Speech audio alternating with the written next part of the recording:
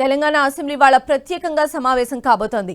మాజీ ప్రధానమంత్రి మన్మోహన్ సింగ్ మృతి నేపథ్యంలో రాష్ట్రంలో 7 రోజుల పాటు సంతాప దినాలను పాటించాలని ప్రభుత్వం నిర్ణయించింది. ఈ మేరకు అధికారిక ఉత్తర్వులు కూడా జారీ చేశారు. ఈ సంతాప దినాల సందర్భంగా అసెంబ్లీ వేదికగా మన్మోహన్ సింగ్ కు నివాళులు అర్పించేందుకు శాసనసభ ప్రత్యేక సమావేశం నిర్వహిస్తోంది.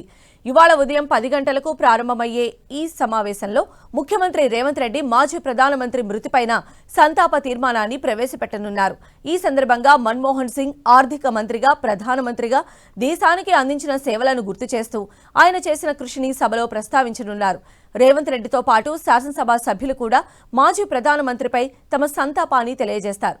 ఆయన కుటుంబ సభ్యులకు ప్రగాఢ సానుభూతిని వ్యక్తం చేస్తారు. అసెంబ్లీ ప్రత్యేక సమావేశం నేపథ్యంలో ఇవాళ జరగాల్సిన కేబినెట్ సమావేశం వాయిదా పడింది. త్వరలోనే కేబినెట్ సమావేశం షెడ్యూల్ ప్రకటించే అవకాశం ఉంది.